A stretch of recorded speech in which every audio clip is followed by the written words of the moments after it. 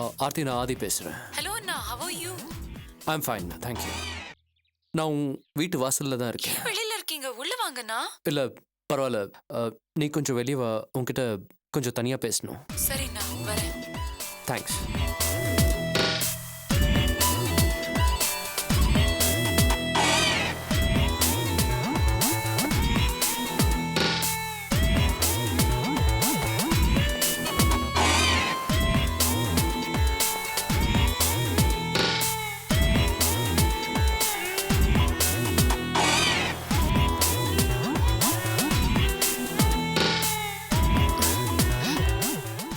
அண்ணா, வாங்க உள்ள. It's okay, பரவாயில்ல ஆர்த்தி, இங்கேயே பேசலாம். சொல்லுங்கண்ணா.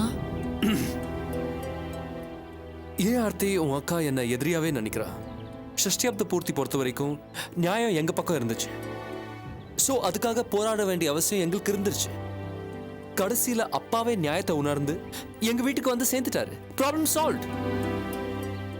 ஆனா நாங்க ஏதோ சதி பண்ண மாதிரி உங்க அக்கா அந்த கோவத்தை எங்க மேல காட்டுறா. இது நல்லதுக்கு இல்ல ஆர்த்தி. நீங்க என்ன சொல்ல வரீங்கன்னு எனக்கு புரியலண்ணா. பில்டர்ஸ் அசோசியேஷன் எலெக்ஷன்ல அபி நிக்கிறா. உனக்கு தெரியுமா தெரியாதா? தெரியும். அவ என்னை எதிர்த்து நிக்கிறா. அவளால என்ன ஜெயிக்க முடியுமா? அசோசியேஷன்ல என்ன பிடிக்காத 2-3 பேர் அவளை தூண்டி விட்டு எனக்கு எதிராக நிறுத்திருக்காங்க. அந்த கிறுக்கங்களை நம்பி இவ்வளவு எலெக்ஷன்ல நிக்கிறா. இது இது குடும்ப விஷயம் ஆர்த்தி, பிசினஸ். இதுல எவ்வளவு பாலிடிக்ஸ் இருக்கு தெரியுமா? அபியால இதெல்லாம் சமாளிக்க முடியுமா?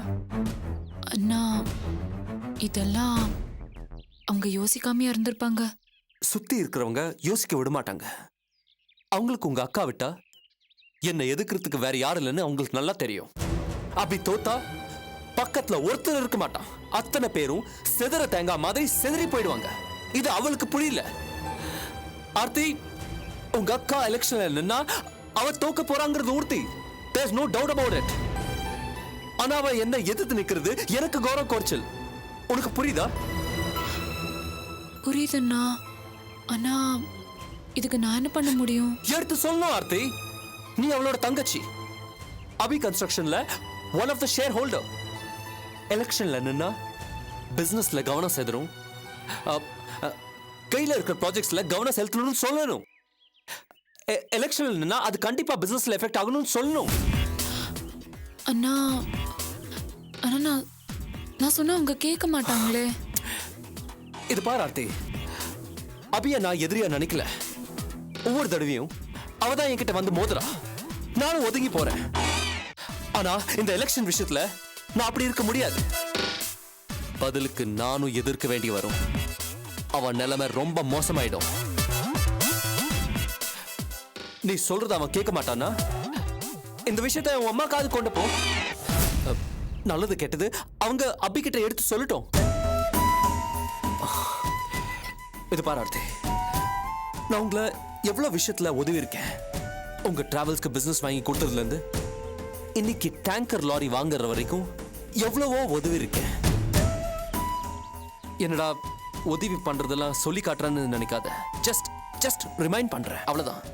ஐயோ, நான் அதெல்லாம் மறப்பேனா அண்ணா? ஆர்த்தி, உன்னை பத்தி எனக்கு தெரியும், நீ மறக்க மாட்டேன். இதுக்கு நன்றி கடனா நீ ஏதாவது செய்யணும்னு கூட நான் விரும்பல. அப்படி ஒரு சந்தர்ப்பம் கிடைச்சா நான் ரொம்ப சந்தோஷப்படுவேன். ஆர்த்தி, இந்த சூழ்நிலையை அப்படி ஒரு சந்தர்ப்பமா நினைச்சுக்கோ. உங்க வீட்டில் உள்ளவங்க கிட்ட நிலைமையை விலக்கி சொல்லி அபி எலெக்ஷன்ல நிக்க விடாம பண்ண. Can you do this for me Aarthi? நிச்சயமா பண்றேன்னா. அபி எலெக்ஷன்ல நின்னா எனக்கு கௌரவ கரைச்சல் தான். ஆனா அதுக்காக மட்டும் நான் இது சொல்லல. இதுல உங்க நன்மையும் அடங்கியிருக்கு. வளர்ற நேரத்துல பிசினஸ்ல கவனம் செலுத்தினா தான் முன்னேற முடியும். எலெக்ஷன், தலைவர் பதவி, கோஷன ரூட் மாறினா பிசினஸ்ல ஒண்ணு இல்லாம போயிடும். அதனால நீங்களும் பாதிக்கப்படுவீங்க.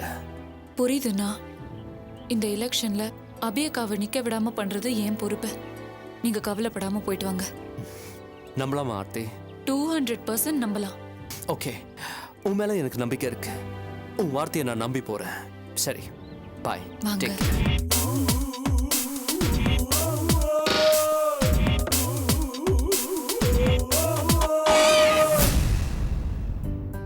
நம்ம ஊர் தோட்டத்துல தக்காளி பழம்லாம் அம்புட்டு சலுசா இருக்கு. பாரதி. பாரதி நல்லா இருக்கியா?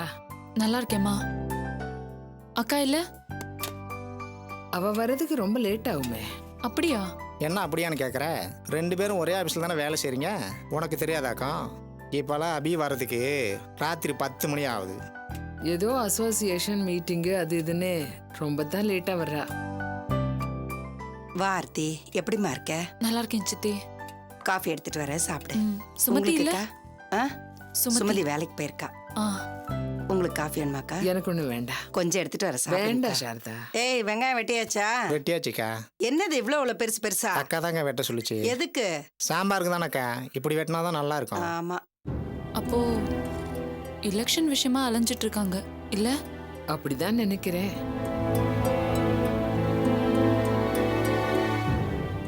என்னடி என்ன யோசிக்கிறேன்? அம்மா, ஆக்சுவலி நான் இத பத்தி பேசுறதுக்காக தான்மா வந்தேன். எதை பத்தி? அம்மா, அக்காக்கு எதுக்குமா இந்த வேண்டாத வேலை? எலெக்ஷன்ல நின்று அக்கா எதை சாதிக்க போறாங்க? நமக்கு இந்த அசோசியேஷன், பிரசிடென்ட் எலெக்ஷன் இதெல்லாம் ஒத்து வராதுமா. எனக்கு என்னடி தெரியும்? அது அபியோட எண்ணம். அம்மா, ஐயோ, உனக்கு எப்படி சொல்லி புரிய வைக்கிறது? அசோசியேஷன் எலெக்ஷன்ல ஜெயிக்கணும்னா, அதுவும் ஆதி எதிர்த்து ஜெயிக்கணும்னா ரொம்ப கஷ்டம்மா. என்ன சொல்ற? அம்மா, நான் அக்கா மேல இருக்க அக்கறையில தான்மா சொல்றேன். ஏற்கனவே பல பிரச்சனையை பார்த்தாச்சு அந்த ஆதியால. இப்ப நம்ம கம்பெனில பெரிய ப்ராஜெக்ட் போயிட்டு இருக்குமா. டிஜிட்டல் வேலி ப்ராஜெக்டாக ஒர்க் பண்றதுக்கே டைம் சரியா இருக்கு. அதோட சேர்த்து எதுக்குமா நம்மளுக்கு இந்த தலைவலி வேற? இதெல்லாம் அபிகிட்ட யார் சொல்றது? நீதாம்மா சொல்லணும். ஆதிக்கு அசோசியேஷன்ல எவ்வளவு இன்ஃப்ளூயன்ஸ் இருக்கு தெரியுமா?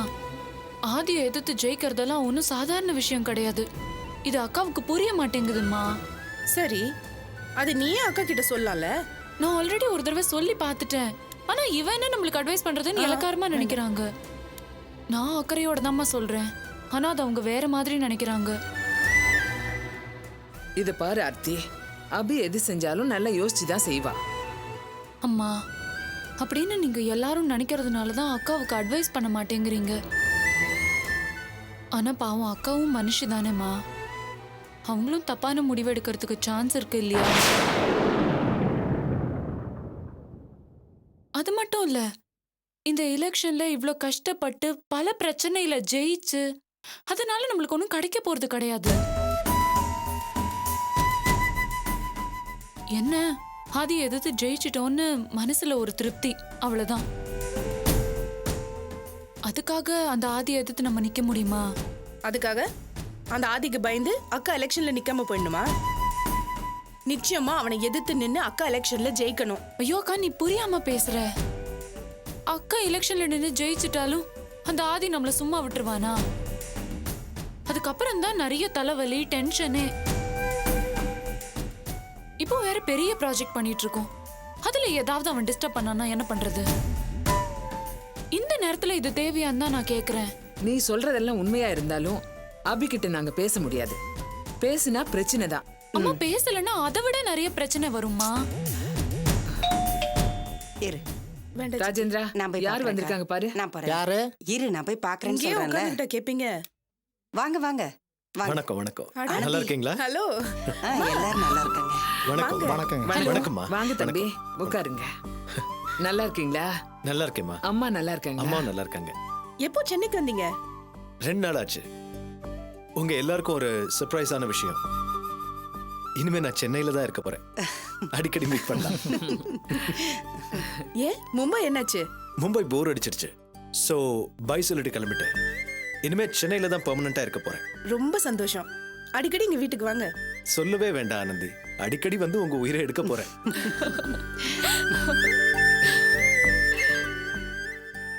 சரி, வேர் இஸ் அபி?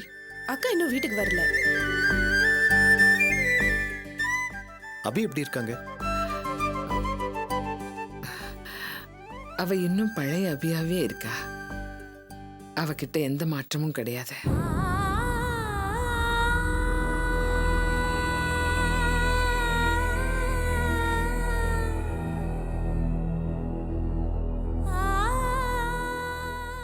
என்ன தம்பி ம்?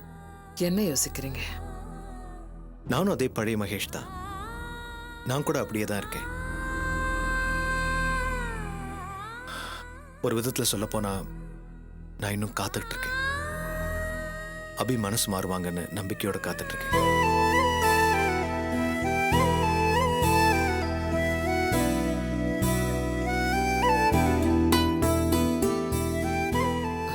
சரி, ஓகேம்மா, நான் கிளம்புறேன். என்னது இப்பதானே வந்தீங்க அதுக்குள்ள கிளம்புறேன்னு சொல்றீங்க? அதானே இருந்து சாப்பிட்டுட்டு போங்க. இல்லைங்க, ஹாஸ்பிட்டல் போற வழியில அப்படியே பார்த்துட்டு போலான்னு வந்தேன். சண்டே ஃப்ரீ தான், அப்போ வந்து சாப்பிட்றேன். இப்போ டைம் ஆச்சு. ஓகே, நான் இருங்க கிளம்புறேன். தம்பி, காஃபியாவது சாப்பிட்டு போங்க. இல்லம்மா, டைம் ஆச்சு. சண்டே வரேன். வரேன் வாங்க. வரேன். வாங்க. Bye Anandhi, bye Aarthi.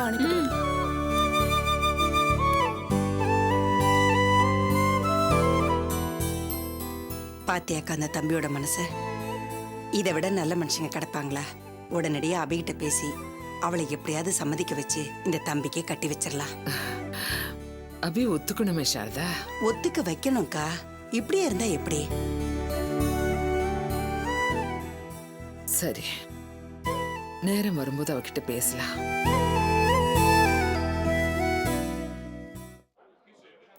இன்னும் வரல. டைம் ஆயிடுச்சு. நீங்க போய் என்னன்னு கேட்டுட்டு வாங்க. நம்ம எவ்வளவு நேரம் வெயிட் பண்ணிட்டு இருக்கோம்? 2 நேரம் ஆளை காணோம். இப்போ என்ன பண்றது? வந்துருவாங்க. இன்னும் எவ்வளவு நேரம் தான் வெயிட் பண்றது? கேஸ் 10 மணிக்குன்னு சொன்னாங்க. மணி 10 ஆகுது, இன்னும் காணோம். ஷூட்டிங் போற மாதிரி இதுக்கும் லேட்டா வருவாங்களோ என்னமோ. ஏன் அவங்க பேட்டியை போட்டா நம்ம பத்திரிக்கை அதிகமா விற்கமா என்ன? நடிகை பபிதா விவாகரத்து, நடன நடிகருடன் மறுமணம்னு ஒரு கேள்விக்குரிய போட்டு ஹெட்டிங்ஸ்ல போட்டாலே சர்க்குலேஷன்ல 5000 காப்பி அதிகமா போகுமே. சார், பவிதா வரலையா? ஷூட்டிங்காக பொள்ளாச்சி போயிருக்காங்களாம். ச்சே, ஒரு நல்ல நியூஸ் கிடைக்குமேன்னு எதிர்பார்த்தேன். நடிகை பவிதா கோர்ட்டுக்கு வர ஸ்டில்ல ஃப்ரண்ட் பேஜ்ல போட்டு பெருகி வரும் விவாகரத்துக்கு என்ன காரணம்னு ஒரு மனோதத்துவ டாக்டர்கிட்ட கருத்து கேட்டு ஒரு பக்கம் மேட் ரெடி பண்ணி வச்சிருந்தேன். பவிதாவோட ஹஸ்பண்டுமா வரல? அவரும் பிசினஸ் விஷயமா ஃபாரின் போயிட்டாராம். இந்த நடிகைங்க கரெக்டா தொழிலதிபர்களுக்கு எப்படி செட் ஆகுறாங்கன்னு தான் தெரியல. இந்த தலைப்புல கூட ஒரு கட்டுரை ரெடி பண்ணலாமே. தொழிலதிபர்கள்லாம் இப்ப நடிகர்கள் மாதிரி ஆயிட்டாங்க. அவங்களோட நியூஸ் எல்லாம் இப்போ ஃப்ரண்ட் பேஜ்ல வர ஆரம்பிச்சிருச்சு. சரி, நடிகை வரப்போறதுலாம் தெரிஞ்சு போச்சு. அப்புறத்துக்கு நம்ம வெயிட் பண்ணணும். ஆமா, கிளம்புவோம். சரி கிளம்புவோம்.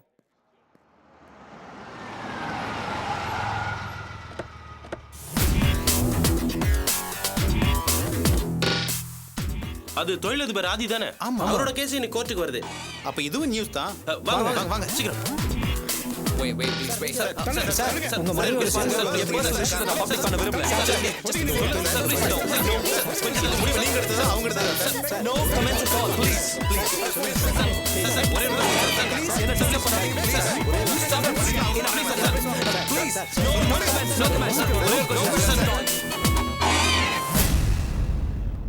இத்தனை பேரு கேட்டும் எதுவும் பதில் சொல்லாம போயிட்டாரே.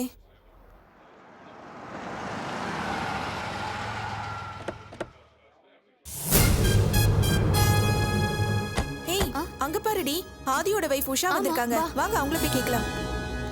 மேடம், உங்களுக்கு உங்க கணவருக்கும் என்ன கருத்து வேறுபாடுன்னு நான் தெரிஞ்சுக்கலாமா? மேடம், மேடம் ப்ளீஸ் மேடம் பதில் சொல்லுங்க. மேடம், மேடம் உங்களுக்கும் உங்க கணவருக்கும் என்ன கருத்து வேறுபாடு? மேடம் டைவர்ஸ் நீங்க கேட்டீங்களா இல்ல அவர் அப்ளை பண்ணாரா? இத பத்தி பேப்பர்லயோ டிவிலயோ வரதுல எனக்கு விருப்பம் இல்லங்க ப்ளீஸ். மேடம் இல்ல மேடம், இந்த ஒரு கேள்விக்கு மட்டும் பதில் சொல்லுங்க madam. Madam please. No comments. ஒரு நிமிஷம் மேடம். மேடம் என்ன காரணம் மேடம்? ஒரே ஒரு கேள்வி மட்டும் பதில் சொல்லுங்க மேடம். அதுக்கு என்ன பிரச்சனை? Please madam. என்னப்பா இது? என்னப்பா எந்த கேள்விக்கு பதில் சொல்லவே சொல்ல மாட்டேங்கிறாங்க. என்னைக்குனாலும் வெளியே வரதானே போகுது. ச்சே.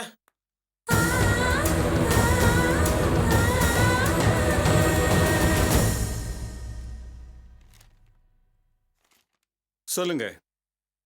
பேசுறதுக்கு எதுவுமே இல்லையோ ஆனர். நான் இவளோட குடும்பம் நடத்த முடியாது. நீங்க இந்த கேஸை கோர்ட்ல ப்ரொசீட் பண்ணுங்க ப்ளீஸ். நான் என் லாயர் வச்சு டிவோர்ஸ் வாங்கிக்கிறேன். கொஞ்சம் நிதானமா இருங்க. பேசி தீர்க்க முடியாத பிரச்சனைன்னு எதுவுமே கிடையாது. குடும்பத்துல சின்ன சின்ன மன வருத்தங்களும் சண்டைகளும் வர்றது சகஜம்தான்.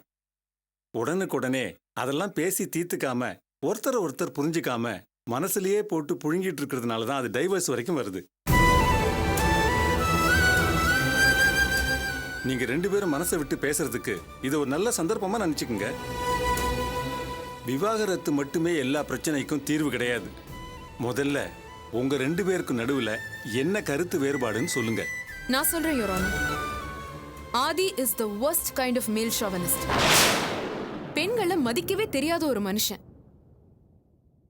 பொண்டாட்டிங்கிறவ அடிமை மாதிரி தான் நடந்துக்கணும்னு நினைக்கிற ஒரு ஆளோட எப்படி குடும்பம் நடத்த முடியும்? யோர் ஆனர், ஒரு பொண்ணு எப்படி இருப்பாளோ அப்படி இருந்து சொன்னா அவன் மேல் சாமினிஸ்டா? நம்மளோட கல்ச்சர் என்ன? கல்யாணம் பண்ண உடனே ஒரு பொண்ணுக்கு தானாவே பணிவு வர வேண்டாம்? பாருங்க எப்படி வந்து நிக்கிறா. கல்யாணம் பண்ணி ஒரு குழந்தை பெத்த மாதிரியா தெரியறா? பேண்ட் ஷர்ட் மாட்டிக்கிட்டு ஒரு கோமாளி மாதிரி வந்து நிக்கிறா. களத்துல தாலி வேற இல்ல. பாத்தீங்களா யோரானா, இப்ப கொஞ்ச நேரத்துக்கு முன்னாடி நான் சொன்னதெல்லாம் 100% கரெக்ட்ங்கிற மாதிரி தான் இவர் பேசுறாரு. அது எப்படி? கல்ச்சர் பத்தி நீங்க பேசுறீங்களா ஆதி? அப்படி பார்த்தா நம்ம கலாச்சாரப்படி நீங்க வேஷ்டி தான் கட்டியிருக்கணும். அட்லீஸ்ட் வேஷ்டி எப்படி கட்டணும்னு உங்களுக்கு தெரியுமா? முட்டாள் மாதிரி பேசாத. உலகம் எவ்வளவு மாடர்ன் ஆயிடுச்சு தெரியுமா உனக்கு? ஓஹோ, ஆம்பளைங்களுக்கு மட்டும் உலகம் மாடர்னா மாறி போச்சு, ஆனா பொம்பளைங்களுக்கு மட்டும் உலகம் கண்ணகி காலத்திலேயே நின்னு போச்சா? ரெண்டு பேரும் மனசு விட்டு பேசிக்கிறதுக்கு இது ஒரு சந்தர்ப்பமா பயன்படுத்துவீங்கன்னு நினைச்சேன். இப்படி ரெண்டு பேரும் சண்டை போட்டுக்கிறீங்களே. நீங்க ரெண்டு பேரும் படிச்சவங்க, உலகம் தெரிஞ்சவங்க, ஒண்ணு இல்லாத விஷயத்துக்கு இப்படி சண்டை போட்டுக்கலாமா?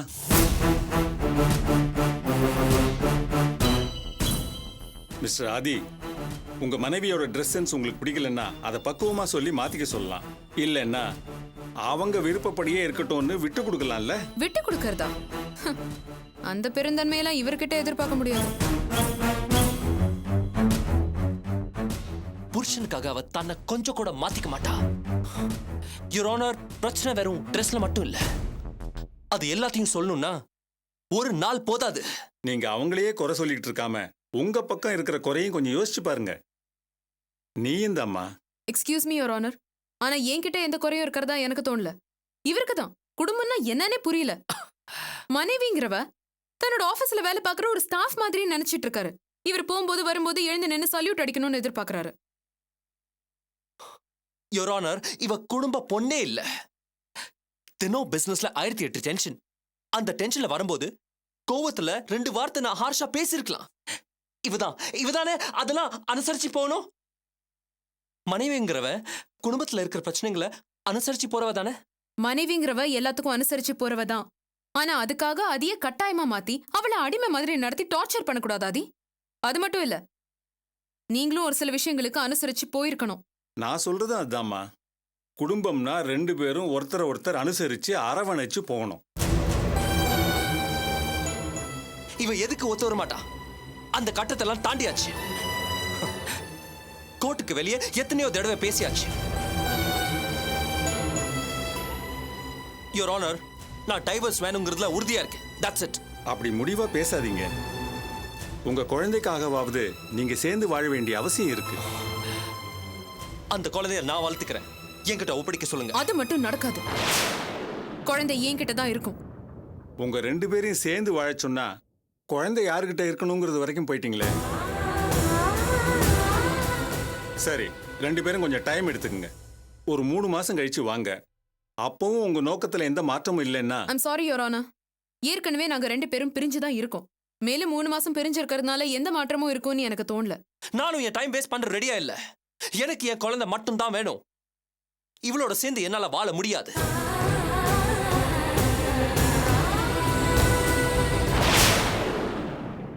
நீங்க ரெண்டு பேரும் பேசுறத பார்த்தா இதை பேசி தீர்க்க முடியும்னு தோணல. ஏன்னா ஓப்பனா பேச ரெண்டு பேருமே தயாரா இல்ல. நான் இந்த கேஸை கோர்ட்டுக்கு ப்ரொசீட் பண்ணிடுறேன். நீங்க அங்கேயே இந்த விவகாரத்தை பேசி தீர்த்துக்குங்க. நீங்க போகலாம். Thank you your honour. Thank you your honour.